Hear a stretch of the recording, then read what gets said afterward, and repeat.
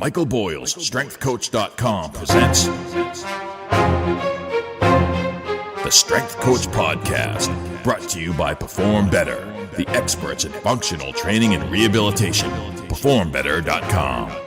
Hey everybody, welcome to episode 206 of the Strength Coach Podcast, the official podcast of Michael Boyle, StrengthCoach.com, the world's best source for strength and conditioning information. You can try StrengthCoach.com out for 3 days for just $1. You'll have access to all the articles, videos, and programs, as well as the best forum on the net. It's the only place to have full access to Coach Boyle. He's on every day. Check it out at StrengthCoach.com. All right, I'm your host, Anthony Arena, and the show notes are located at StrengthCoachPodcast.com. Want to get in touch with me? Shoot me an email to StrengthCoachPodcast@gmail.com. All right, the Perform Better Summits are coming. The Orlando Summit kicks things off on June 1st at Rosen Plaza in Orlando.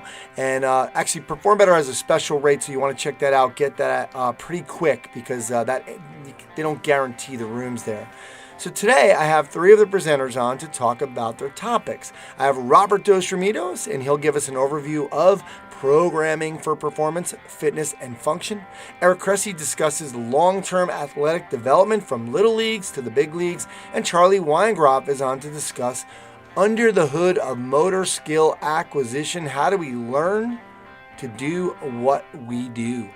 All right, remember the format at Perform Better is that you have a choice of either 2 lectures or 2 hands-on sessions every 90 minutes. And one of the really cool things about it is that they have the big pre-conference and bonus sessions on Thursday, June 1st. Gray Cook and Lee Burton will do perspectives on improving our physical culture. Martin Rooney's on to his lecture's called the Fitness Business for a Reason. Thomas Plummer's going to do You Have Every Right to Live Your Dream. And Mike Boyle, Strength and Conditioning staff, will be doing their Certified Functional Strength Coach certification. That actually has an extra charge of $500. Friday night's the social, and there is a question and answer session on Saturday, and they do give you CEUs for NSCA, NASM, and ACE. All right, well, lots of things to get to, so let's get on the phone with Coach Dose. All right, so for our first presenter for the Orlando Perform Better 3-day summit, Coach Robert Remedios. Coach, thanks for doing this. Hey, what's going on, Ant? Well, no, what's going on with you, man? What's your topic is programming for performance, fitness, and education. Give us an overview of what you're going to be talking about down in Orlando on Sunday morning, 8 o'clock. Sunday morning, man, bright and early. It's actually a really good time slot. It's always really packed because people feel like they want to get in there that last day and get that last little nugget in, you know.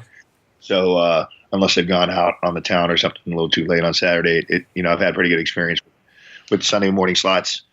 We're going to kind of revisit programming because it's one of those things that I did it a few years ago and kind of touched on the nuts and bolts and the plug and play system and stuff. But there's just so much misconception as far as like structuring it and periodization. And should we do it like a circuit? Should we do it like trisets?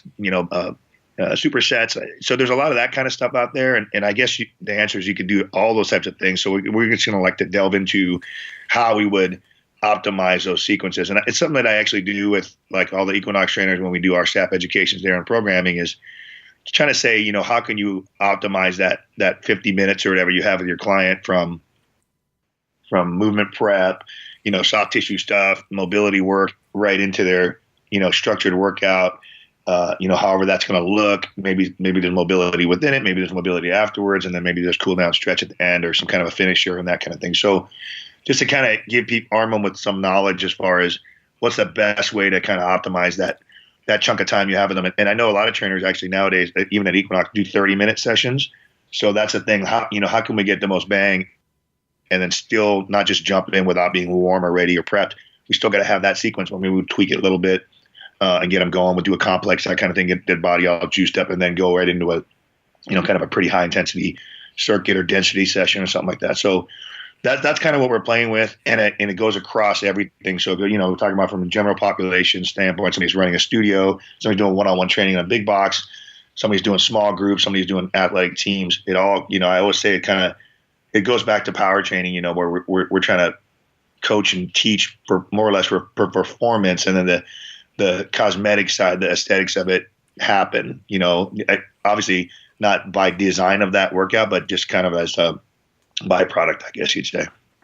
Yeah, and how that's got to be interesting right now. Like with you, you're no longer at College of the Canyons. That's been a couple of years now, or second year that you're not doing that, right? And it's got to be a little interesting with kind of focusing a little bit more on the general population, especially in your teaching, where it used to be a lot more of the performance stuff, right? Yeah. So how are you kind of teaching them that balance in between? What are some things that you might be kind of thinking of that you're going to talk about in the lecture?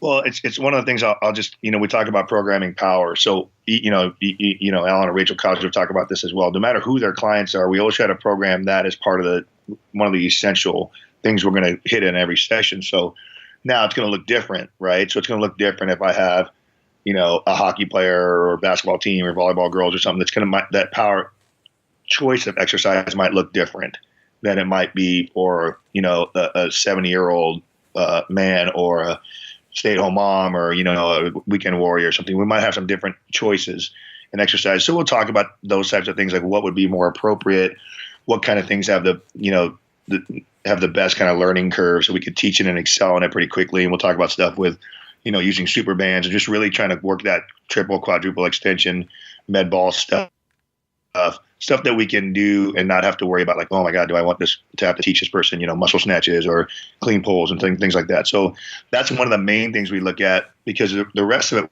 we're going to program movement patterns anyway, all those essential movement patterns. So it doesn't matter whether it's performance or regular Joe. We're going to make sure it's functional from that standpoint as far as balance and volume and unilateral, bilateral, and all the different planes of movement. So I like that, I always say, like, programming is pretty simple. I always say it's not rocket science, but it is a science. So there is something there. There's stuff that we got to know in the box before we try to go outside the box.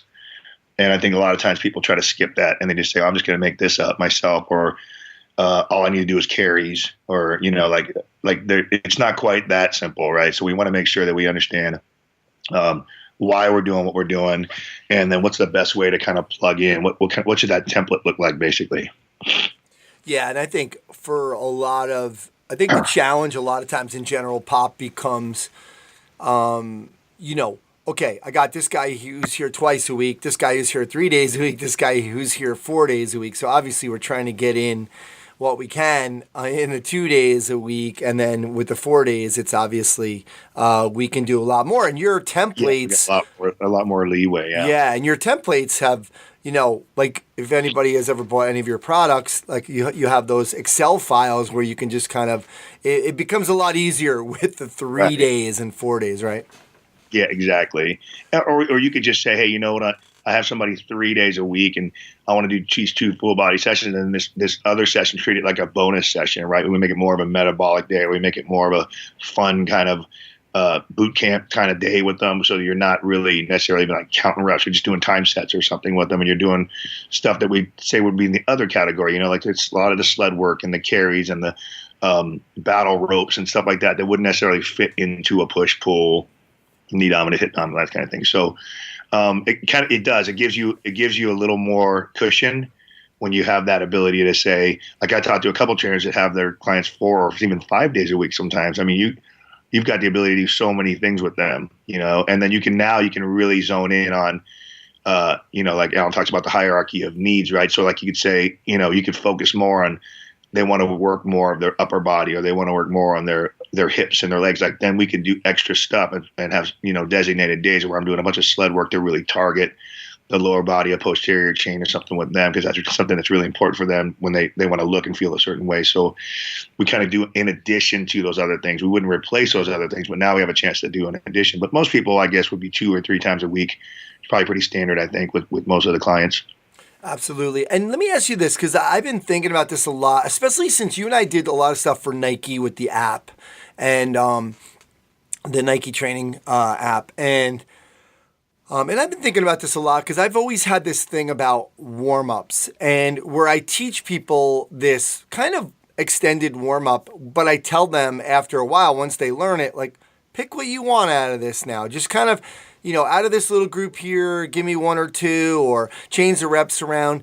And you just mentioned about 30 minutes. And the app, we had like sometimes 15-minute or 30-minute or 45-minute workouts. But, we really had to kind of figure out what's important on the warm-up. Give me your thoughts right now, like you said, with Equinox, you have to teach these trainers some of the programming. Give me your thoughts on the warm-up now with a shorter session. Yeah, that's one of the things we talk about. And we talk about like ramping up that warm up, that I call it movement prep, basically, right? When you're going through all your dynamic stuff and you're doing stuff on every plane, you're skipping forward, backward, laterally, single leg, RDL walks, all that stuff. I think you start to, like you said, you pick out the handful that you think are going to be really good, they really need to do. Whether, maybe it's crawling patterns, and then you keep ramping it up to the point where at the end, that's part of the workout. So it has to be, right? It has to go into, we talk about the work capacity bucket, like everything within that warm up is going to go into that bucket at the end. So we want to fill as much as we can in that 30 minutes. So that ends up being part of the workout. And depending on what the training level is of your client or the fitness level of your client, sometimes those warm ups, they get, you've been, you and I have been in those workshops, right? Where the trainer takes you through a workout and they take you through a warm up. And I don't know if they're doing it on purpose or not, but they're really long and they're really excessive and there's no rest and everything else. And you're just gassed after 10 minutes. And you're just like, wait, that's the warm up? What's this workout going to look like? So in that kind of frame of mind, but it's a gradual ramping up a bit of, where we go into like the lower level plyo jumps, pogo jumps and stuff like that at the end to get them going. And then we move into, and I would definitely say if you have a 30-minute, there's no real time to do straight sets. I don't know if there's time to do straight sets ever, but that's when you would go, hey, let's figure out this little density session or this, 20-second, 40-second, 20 on, 40 off session. We'll pick these 5 or 6 essential movement categories with the kettlebell and the sandbag, blah, blah, and let's go. And let's just bang it out. Let's go. Let's do a 15-minute, rough and tumble circuit with this person. We're actually pushing and pulling heavy loads and stuff. So that's the mindset you got to think of. Is there's really no chance, there's no downtime there. If it's a 30-minute session, there's not going to be a lot of how's your weekend kind of stuff going in there. You got to go, right? So that's why I always say it's kind of awkward, right? Because I'll go, anybody, raise your hand if you just do like straight sets with your clients. And there's always a couple of trainers that will raise their hands, and I'll go like, how's that look? You get them on the bench press and they do a set of bench, and you're like, so how's it going? How's the family? Because you got to rest, right, before you do your next thing, or you're putting the next weight on. But you could be using that time, whether you can maybe doing a mobility drill or maybe doing an opposite movement, right, like a pull or something, or something like that. So to me, it's just kind of weird because time's the number one factor, right, that people will use, the number one excuse they use. I don't have enough time. So like why would we be having downtime within our workout? Like we got to get them in and out of there. Get them going, get them juiced up, get them a really effective, efficient workout, and then get out of there and go on with your day.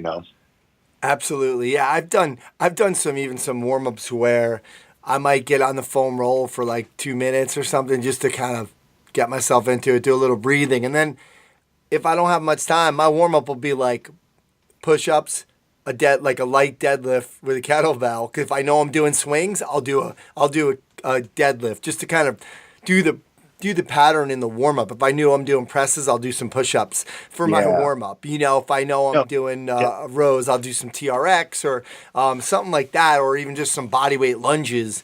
Just kind of repeating the pattern at like a really easy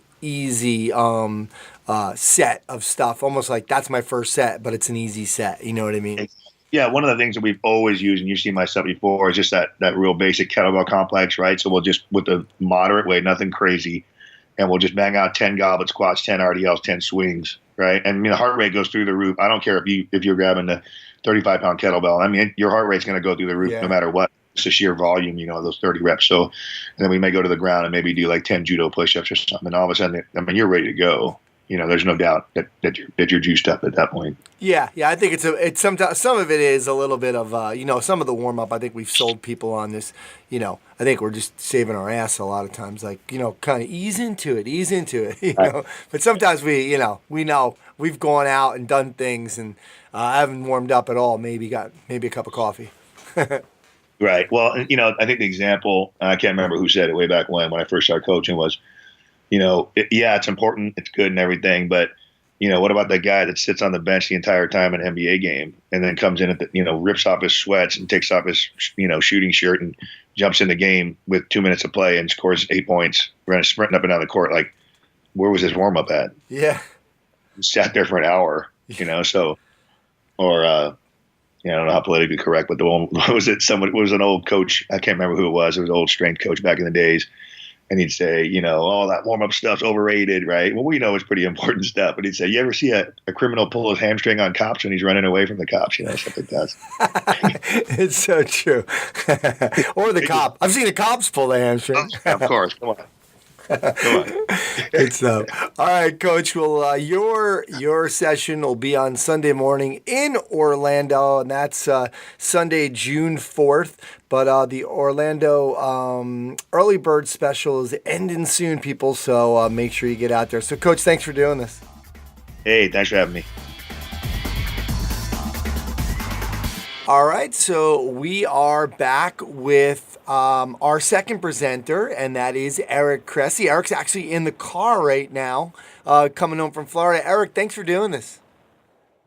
No sweat. Thanks for helping me kill time on this ride. All right, we were just talking. It's literally one of the more boring rides in the country. So, and you just started, so I hate to rub it in, but I got like 19 hours to go, so you're helping me pass the time. There you go. Well, it's funny because I just saw, I think on Facebook, your wife had posted that she just landed. So, they got it nice and easy right now. She definitely got the easier trip on this one, but I don't regret not being on a flight with a couple of 2-year-olds. I'll say that. I was gonna say I don't know about that. You got a little time to yourself, so there you go. Cool, Eric. Your topic at the Orlando Summit, and at all the summits in Providence, Chicago as well, but in Orlando, you're going to be talking about long-term athletic development from little leagues to big leagues. Obviously, you are known for your work with baseball players. You have about 100 players right now in every organization in Major League Baseball, from every organization in Major League Baseball. Give us an overview. Is this going to be like the long-term athletic development that we hear about from that USA Hockey's using and some other things, or is this really just kind of talking about specifically for baseball? It's actually something I think that speaks to a much broader audience than just baseball, and I think it probably deviates from what a lot of people have seen historically when you talk about long-term athletic development. When we talk about critical periods for power development and strength development, things like that. I'm actually speaking a lot more to the cultural, the social aspects of it, things that we can do to put kids in positions to be successful over the long haul. So I think a little bit less physiology and a lot more practical applications, I would say. Cool. So what are some of those things that you'll kind of be going over? Because obviously this is such a hot topic, and I think there's so many. It seems like a lot of common sense, but it just keeps repeating over and over again with some of these things that parents are doing. So give us an overview.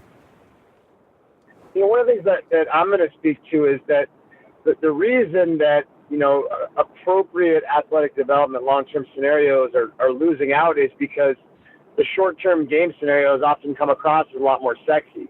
The reason I say that is if I'm a 9-year-old kid, it sounds a heck of a lot more fun to go play in 5 days a week of baseball games than it does to go and train.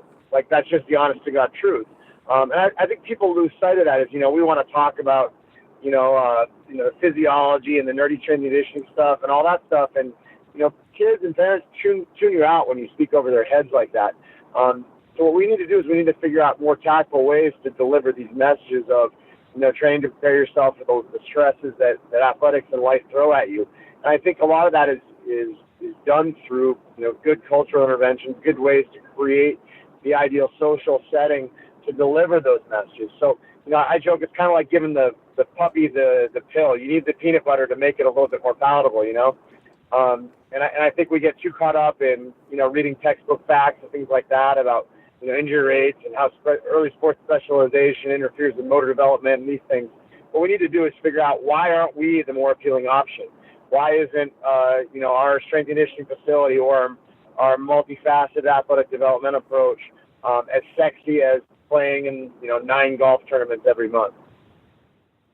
I love what you're saying, and it's got to be hard. Obviously, you own a couple of facilities, and I think a lot of people feel like, for example, like, how do we make it more fun for kids to kind of be able to come in there without taking away the professionalism of our facility? Absolutely. And I think it comes down to, you want to make it that third place, right? We talk about home, we talk about school or work, and then, you want that gym to be the third place. That's why when you walk into our facility, there's an athlete lounge, there's in many cases TVs, there's ping pong tables, there's energetic music playing, and usually our 15-year-old kids that walk in are getting to interact with, with big leaguers and pro athletes and people who are doing what they want to do. So, I think it's a really important avenue through which you can deliver, the messages you're hoping to deliver. But, at the end of the day, I think it was Mark Fisher, several years ago, who said the number one thing that we can do to ensure client success is make sure they show up. It's attendance. Then no other factor works. We can have a perfect program. We can have tremendous coaching techniques and optimal principles for progression, all this stuff. But if they don't show up, none of it matters.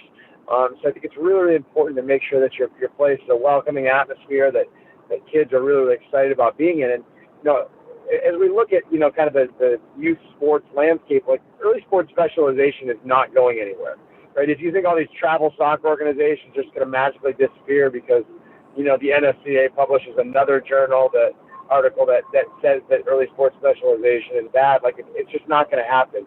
No matter how much we disseminate the information, there are too many people that have their hands in the pot that are benefiting financially from early sports specialization, having kids in the fold with baseball or soccer or tennis or golf or whatever it may be over a course of time. What we can do, though, is we can deliver a quality training effect. We can deliver an alternative that delivers great athletic development, but at the same time allows us to kind of win people over, to help them trust us as they go towards that decision-making process. We teach them how to be advocates for themselves and really understand what the appropriate way to develop long-term is.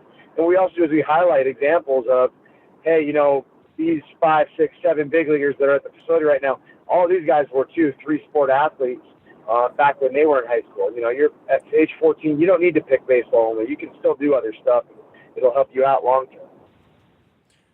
Agreed. And, I think part of our, not the problem with that, but the struggle with that is the outlier. I always use the outlier. Like, for example, working in the golf business, people would always say back in the day, like, well, John Daly doesn't need to work out. Like, look where he ended up. So there's always they always want to use these examples of, like, well, this guy played year round. Or they see the best kid at the moment, and they're like, that kid's playing all year round. And I even have a woman on the Symetra tour, and she told me one time, it's really hard not to go out after playing and hit some balls, because a lot of the Korean girls were going out there and they were just pounding balls all night. And so they see other examples, and it's so hard to compete with that. It's the absolute truth. And the hard part about it is, too, especially dealing with the younger population, you're speaking to athletes who are adults, right? They have developed minds, they have educations, they've seen the world, and they struggle to resist it. We know, like, the teenage brain doesn't work like that. Teenage brains, like, they're not fully developed. They don't make necessarily rational decisions all the time. And they're very easily swayed. Those are people that are in their formative years that have impressionable young minds. So, they see that one kid from California who literally played baseball year round and then was a first round pick. Like, they pursue that avenue, not really thinking about how many other guys really have struggled and gotten into trouble that way. So it's a hard thing for them to resist.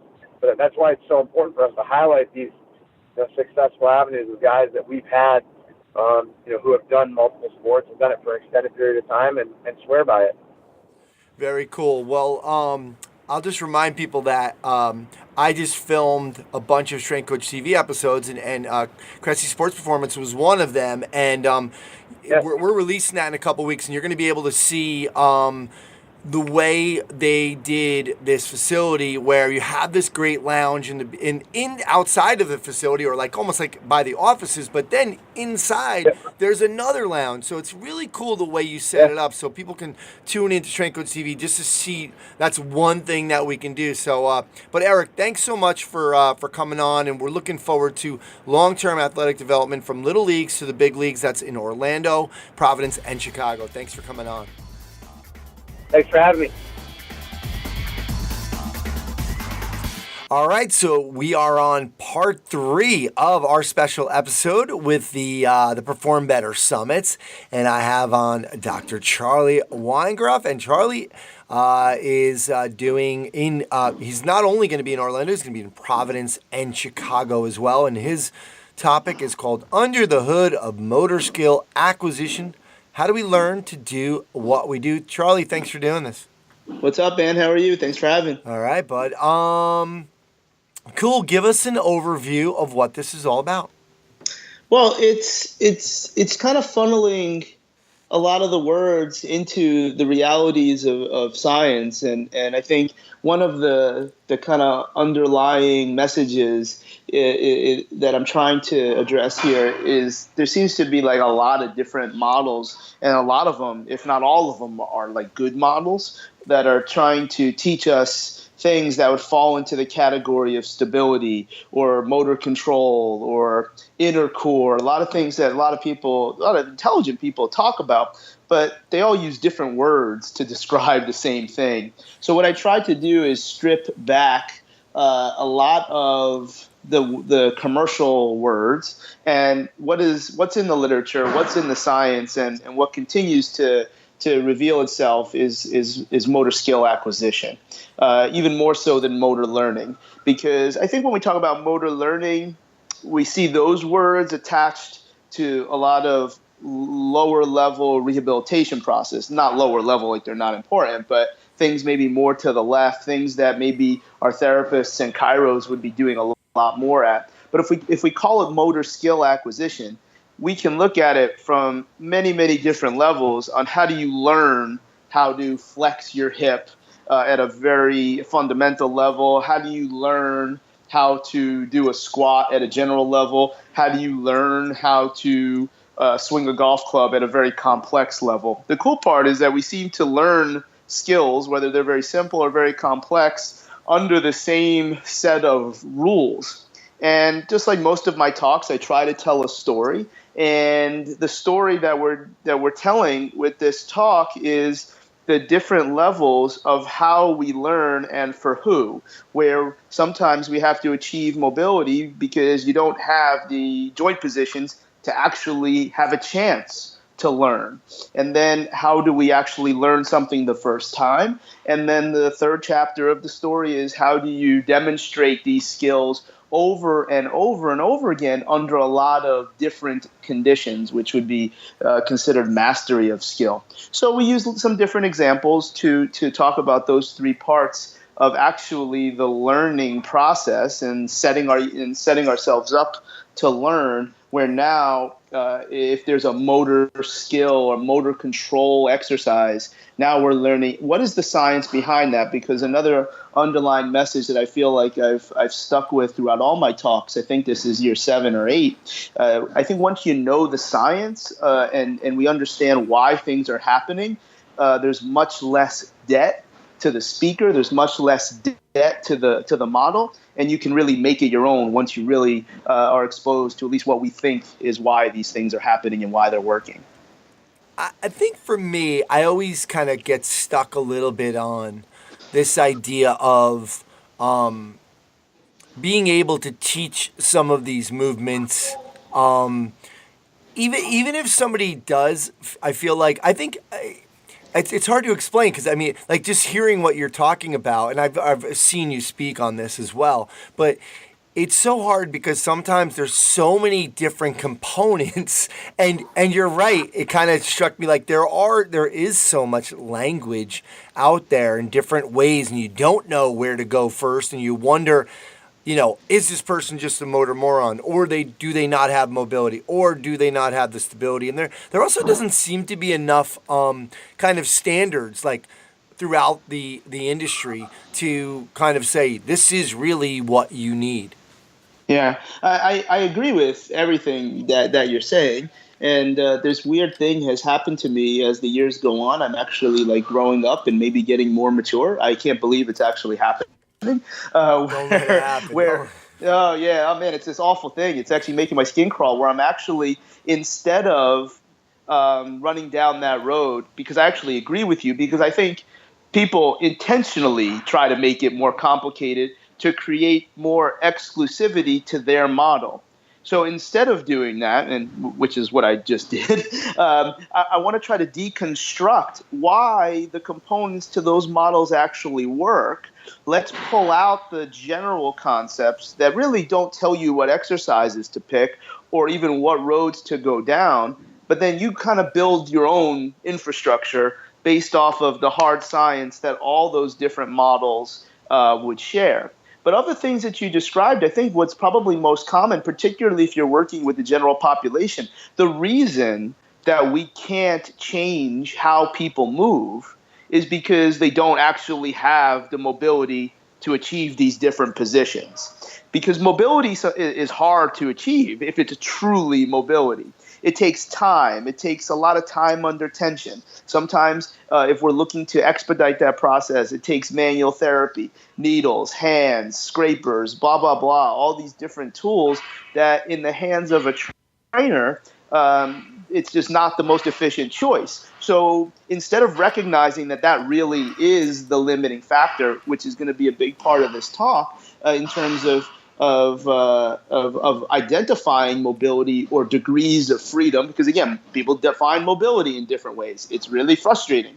The way that the science in the physical world would describe this issue of can the machine, can the entity, can the structure actually do what you want it to do even before you coach it and try to get it to do that is called degrees of freedom. And are there enough angles available at these joint structures in order to actually achieve the motion?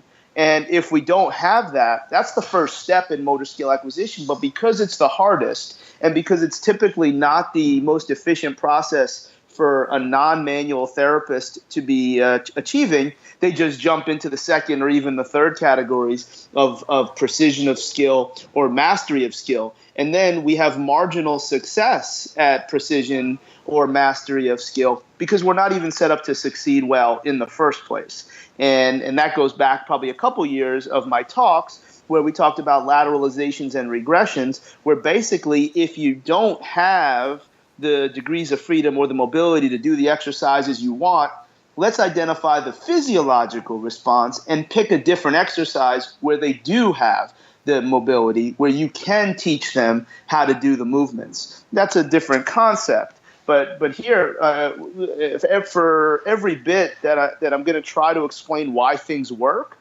your answer will be had because we'll find as to this is why things don't work, because we're using the wrong inputs for the right person, but it's the wrong time. And that's the same thing. Again, I'll try to deconstruct a lot of the definitions and use words that no one can argue with. No one can argue with degrees of freedom. No one can argue with motor skill acquisition. You can argue with stability, and people do. And now we argue about mobility because people just want to make up their own definitions to create an exclusivity to their commercial model. Well, their commercial model is like really, really good, and it's frustrating that they try to create this exclusivity where you only use their model, when in fact the science is impeccable, the science is undeniable. Let's use the same words science uses, so it's no longer about following one particular commercial model, but rather following what works. And that's again like trying to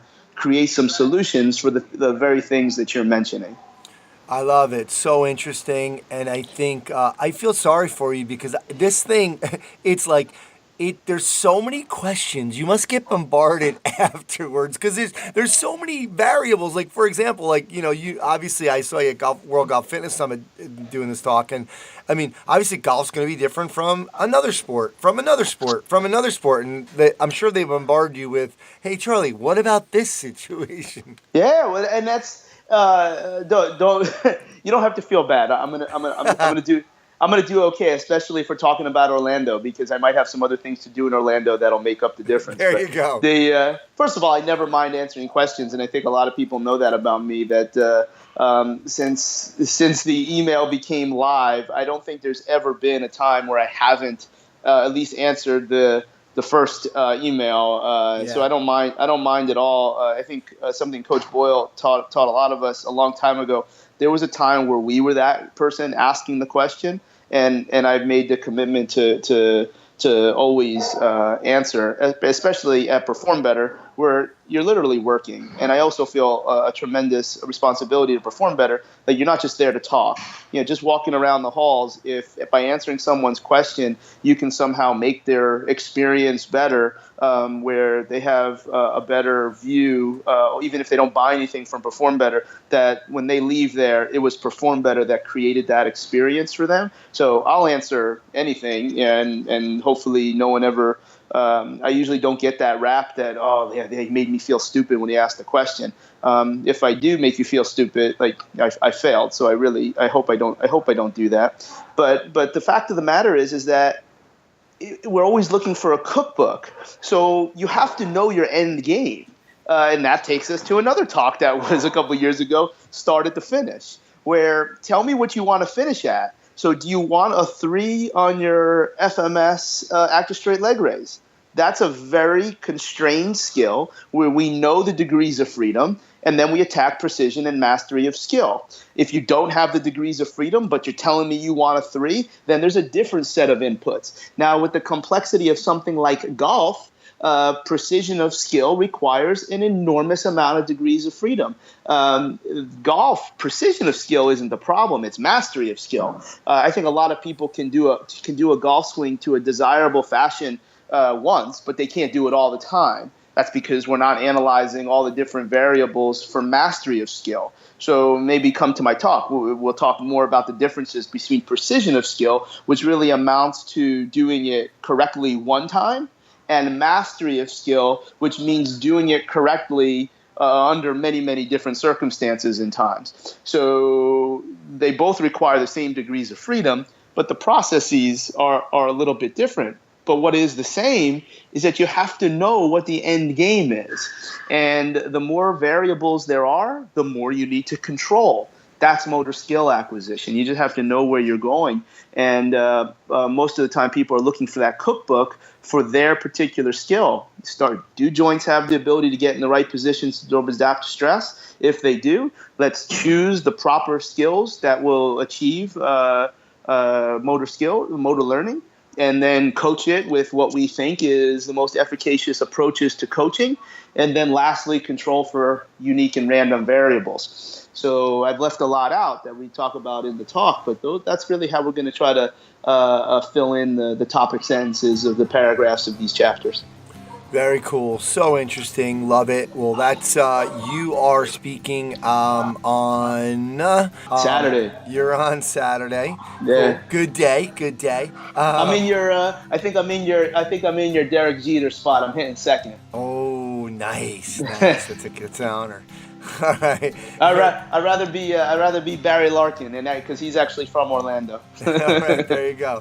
All right. Cool. Charlie, thanks so much for doing this. All right, guys, we'll see you in a little bit. All right, well, that's going to do it for episode 206 of the Strength Coach Podcast. Special thanks to Chris Pryor and the folks over at Perform Better. You can check them out at performbetter.com for other products and info on their educational seminars, including the Orlando Summit.